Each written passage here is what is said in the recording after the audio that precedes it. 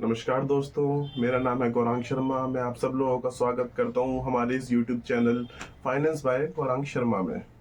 इस वीडियो के अंदर हम बात करने वाले हैं टॉप 5 इन्वेस्टमेंट ऑप्शंस जो कि ट्रस्टेड हैं इंडियंस के द्वारा इन्वेस्टमेंट के लिए। सो पहले नंबर पे जो ऑप्शन आता है वो फिक्स्ड डिपॉजिट्स। बहुत से लोग आपने भी देखा होगा कि आपके घर में से भी, इनफैक्ट शायद आपके पेरेंट्स ने भी एफडी के अंदर इन्वेस्ट कर रखा होगा।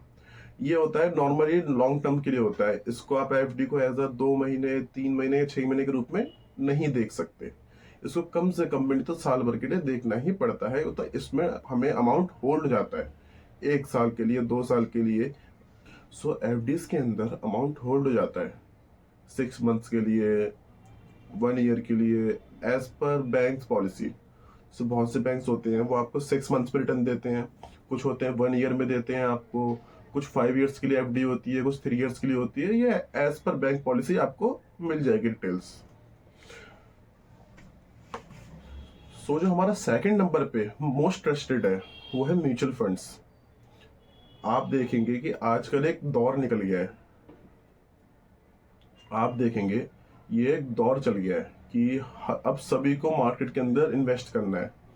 बट सबके पास तो इतनी नॉलेज नहीं होती है, ना उनके पास इतना टाइम होता है। उनको चाहिए पार्ट टाइम मेरी एक पैसिव इनकम जनरेट होती रहे या मेरी एक सेविंग होती रहे। तो म्यूचुअल फंड्स के अंदर बहुत सारे ऑप्शंस मिलते हैं आपको, जैसे कि हाई रिटर्न मिल जाएंगे आपको फंड्स, आपको डेट फंड मिल जाएंगे, आपको टैक्स सेविंग फंड मिल जाएंगे, स्मॉल टर्म जो कह सकते हैं कि शॉर्ट टर्म आपको मिल जाएंगे फंड्स, लॉन्ग टर्म के लिए मिल जाएंगे, और भी बहुत सारे ऑप्शंस अवेलेबल होते हैं। अगर आपको इन टॉपिक्स पे कंप्लीट वीडियो चाहिए, पर्टिकुलर टॉपिक पे कंप्लीट वीडियो चाहिए, तो प्लीज कमेंट्स में बता दीजिए, मैं उसको अपलोड कर दूंगा। थर्ड पे जो आता है मोस्ट डायरेक्ट इक्विटी, जिसको आप कह सकते हैं स्टॉक शेयर्स, जिसमें हम किसी भी कंपनी में सीधा उसकी इक्विटी लेते हैं, उसमें हम निवेश करते हैं, उसकी एक हिस्सेदारी लेते हैं हम कंपनी के अंदर।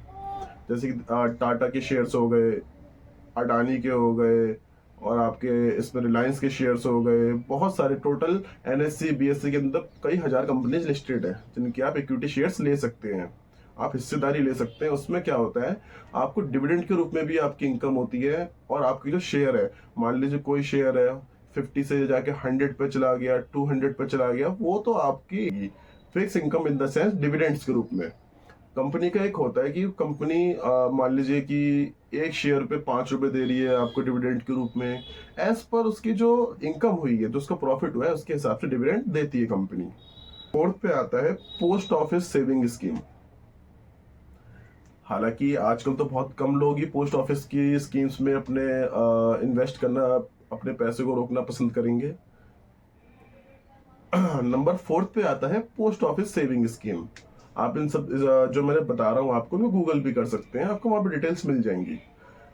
जो पोस्ट ऑफिस की सेविंग होती है उसके अंदर ना आपको 2 ऑप्शंस मिलते हैं मेनली इन्वेस्ट करने के लिए, एक एफडी का, एक आरडी का। इन दोनों के अंदर आरडी में क्या होता है, आप ना मंथली एक अमाउंट डिपॉजिट करते हैं, उसके अंदर आपको, उसके ऊपर आपको रिटर्न भी मिलते हैं, बट वो रिटर्न आपके फिक्स्ड होते हैं। ये एफडी नहीं, एफडी में क्या होता है कि आपकी वन टाइम इन्वेस्टमेंट हो जाती है, बट आरडी के अंदर आपकी मंथली इन्वेस्टमेंट होती है और आपको उस पर रिटर्न भी मिलते हैं, फिक्स्ड रिटर्न मिलते हैं। और एफडी का तो मैंने आपको बता ही दिया है। नंबर फिफ्थ और हमारा जो लास्ट है वो है बॉन्ड्स। हम देखेंगे कि गवर्नमेंट जो है वो अलग अलग तरीके के बॉन्ड्स निकालती है, गोल्ड बॉन्ड्स एसेट्रा एसेट्रा, बहुत सारे अलग अलग अवेलेबल होते हैं एज पर हमारी नीड्स के लिए। High return, low return, short term, long term, इन सबको आप रेक्टिफाई कर सकते हैं गूगल करके।